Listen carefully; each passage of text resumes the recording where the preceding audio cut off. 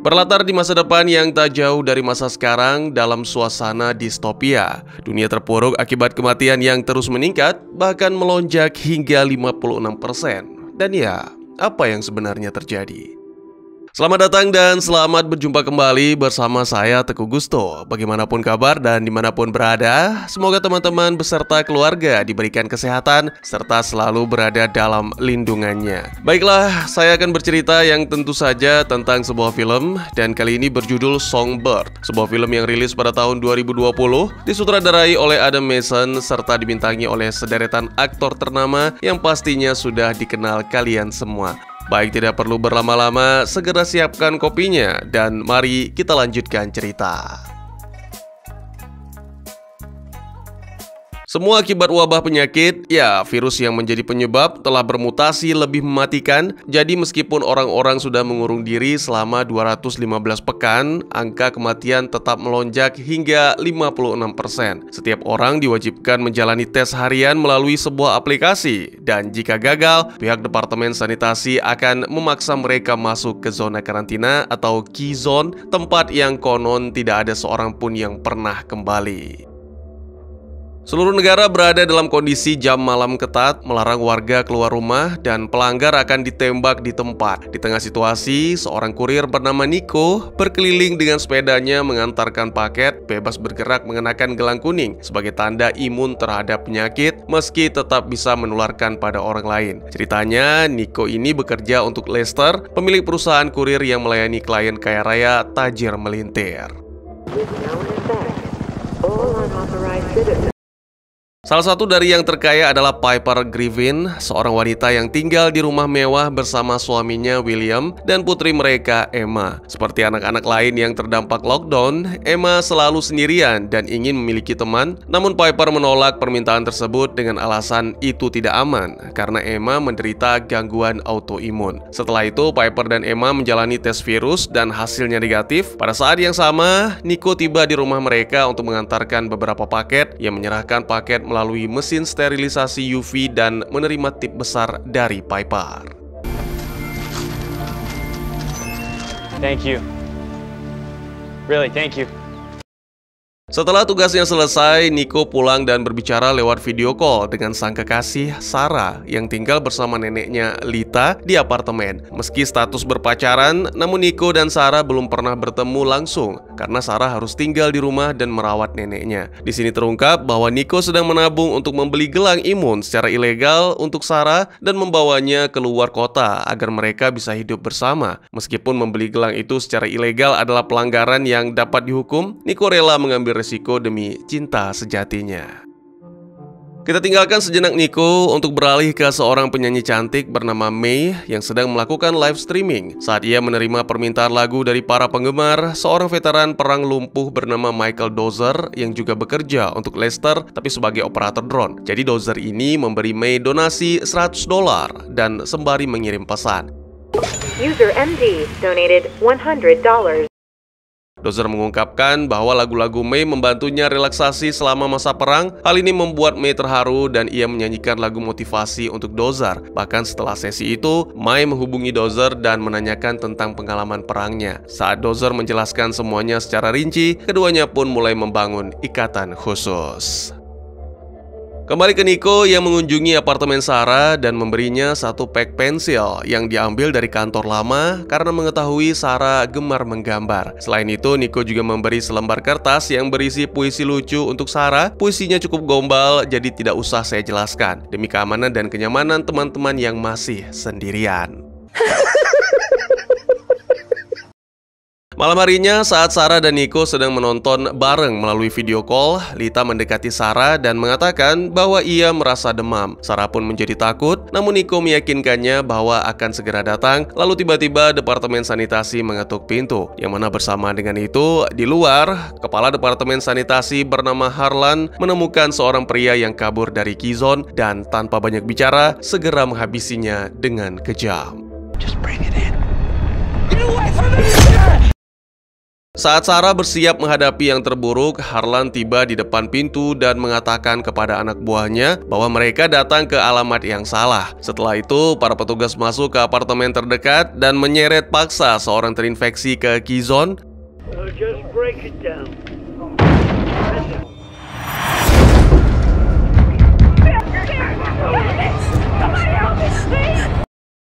Pada saat yang sama, Nico mengambil motornya dan bergegas ke apartemen Sarah. Setelah tiba, ia menenangkan Sarah dan mengatakan bahwa semuanya akan baik-baik saja. Namun, Sarah memintanya untuk pergi karena mereka bisa mendapat masalah jika tertangkap. Meskipun begitu, Nico bersikeras untuk berjaga di depan pintu apartemen Sarah. Ketika Sarah akhirnya setuju, keduanya menghabiskan malam dengan membicarakan momen-momen istimewa mereka. Yeah, right.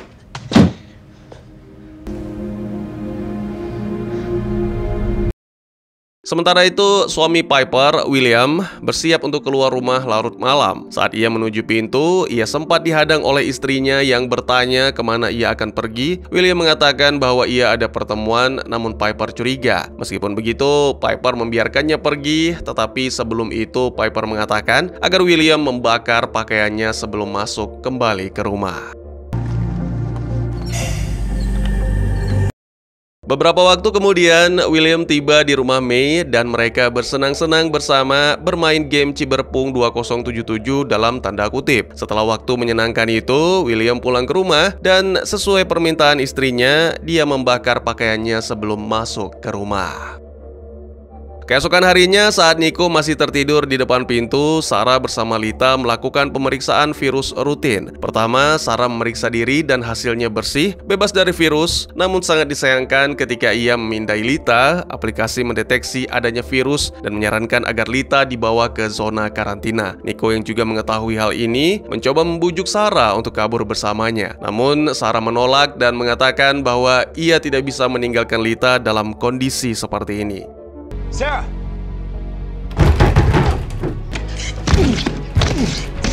Nico.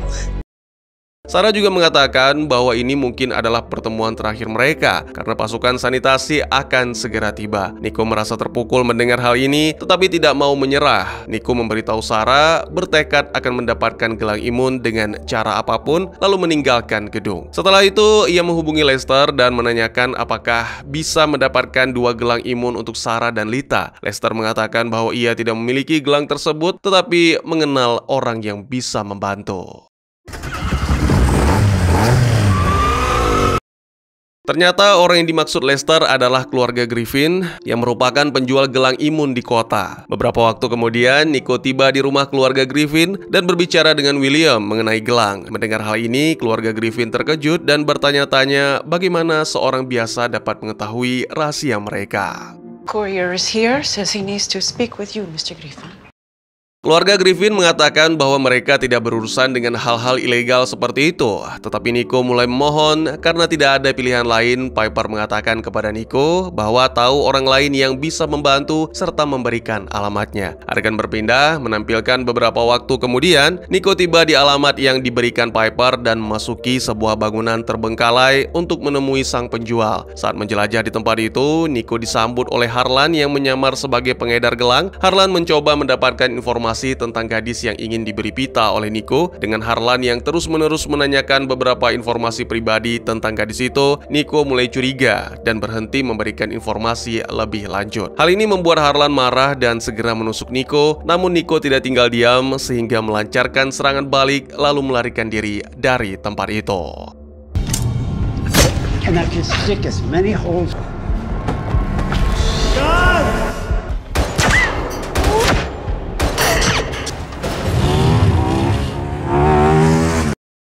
Di tempat lain, saat memeriksa Lita, Sarah mendapati bahwa neneknya telah meninggal. Merasa hancur, Sarah segera menghubungi Nico dan memberitahu situasinya dengan waktu yang semakin sedikit. Nico membalut lukanya dan menyarankan Sarah untuk bersembunyi ketika departemen sanitasi datang untuk mengambil jenazah Lita. Di sisi lain, May sedang berbicara dengan Dozer dan memberitahunya semua tentang William serta bisnis ilegal gelang imun. May juga mengatakan bahwa William memanfaatkannya untuk memenuhi hasrat dan oleh karena itu May bertekad untuk menghentikan.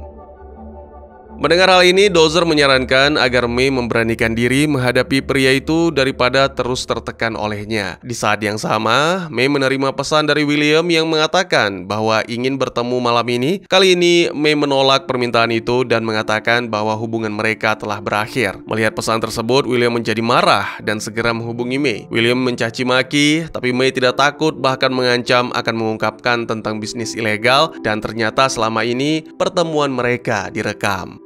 William, leave me alone! May kemudian mengakhiri panggilan itu, meninggalkan William dalam kegalauan. Ternyata seluruh percakapan itu didengar oleh Piper. Jadi tak lama kemudian ketika William keluar dari kamar, Piper segera menghadang dengan membawa pistol, mengatakan bahwa ia sudah mengetahui tentang perselingkuhan sehingga mengusir William dari rumah karena itu satu-satunya cara menyelamatkan putri mereka. You want me to clean it up? Give me the gun.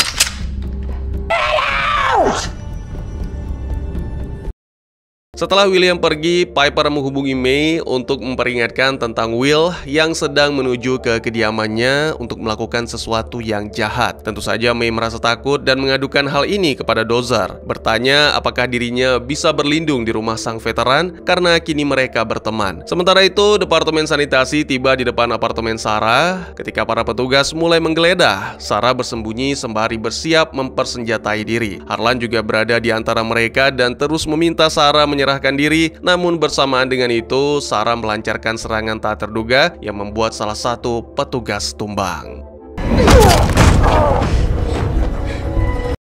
Sarah kemudian mengambil dan mengenakan hazmat milik si petugas, berjalan keluar gedung dan untungnya tidak ada yang mengenali. Adegan kemudian berpindah ke Nico yang marah karena ditipu sehingga menyelinap ke rumah keluarga Griffin untuk mencuri gelang imun. Lester terkejut melihat lokasi Nico saat ini melalui GPS-nya sehingga menghubungi Piper dan mengabarkan tentang situasi. Jadi ada semacam kontrak gelap antara Lester dan keluarga Griffin. Lester menangani pengantaran gelang-gelang ilegal kepada para pembeli dan akan menerima bayaran mahal untuk itu.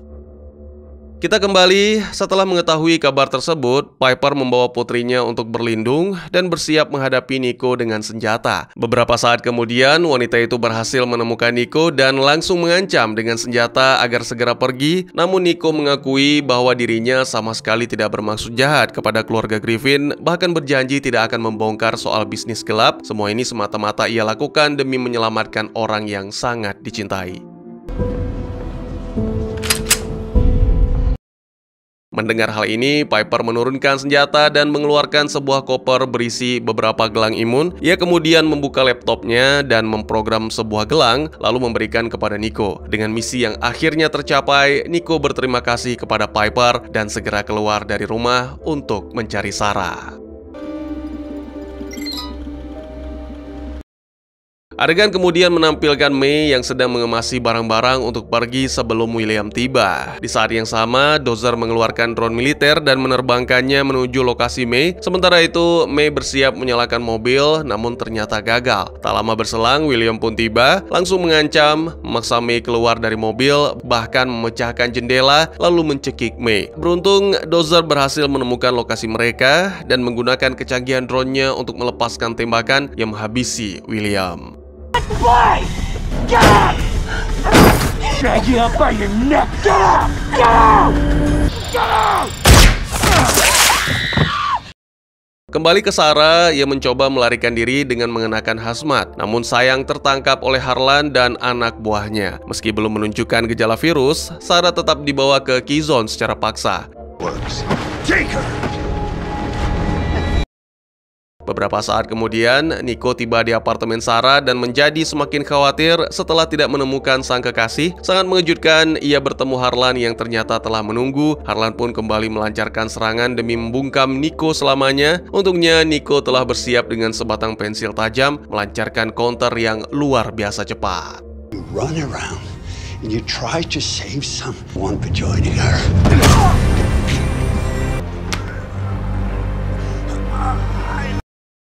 Harlan kehilangan banyak darah dan tewas di tempat. Saat meninggalkan apartemen, Nico menemukan ponsel Sarah dan melihat foto kendaraan departemen sanitasi yang membawanya ke Keyzone. Nico langsung menghubungi Lester yang segera meminta maaf karena membocorkan keberadaan Nico kepada Piper. Dan sebagai gantinya, Lester menghubungi Dozer untuk melacak kendaraan sanitasi tersebut. Dengan Lester dan Dozer terhubung melalui ponsel, Nico mengeluarkan motornya dan segera tancap gas mengikuti arahan. Tak lama kemudian, Dozer akhirnya menemukan kendaraan departemen sanitasi dan memberitahu Nico lokasinya. Terdesak untuk menyelamatkan sang kekasih, Nico memacu motornya sehingga bisa tiba tepat waktu. Para petugas mencoba menghentikan, tapi Nico berhasil mendekat ke Sarah dan meyakinkan semuanya baik-baik saja.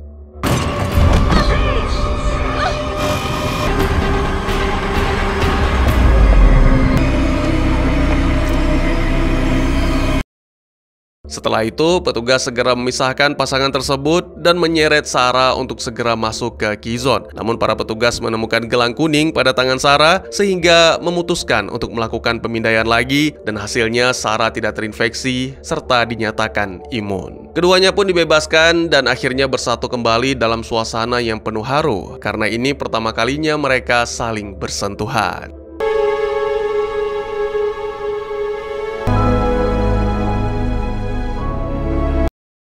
Saat itu Sarah mengungkapkan bahwa ia juga imun seperti Nico. Sarah juga mengatakan bahwa satu-satunya alasan ia tidak keluar dari apartemen adalah karena takut membahayakan nyawa neneknya. Ia memahami situasi Sarah dan memaafkannya.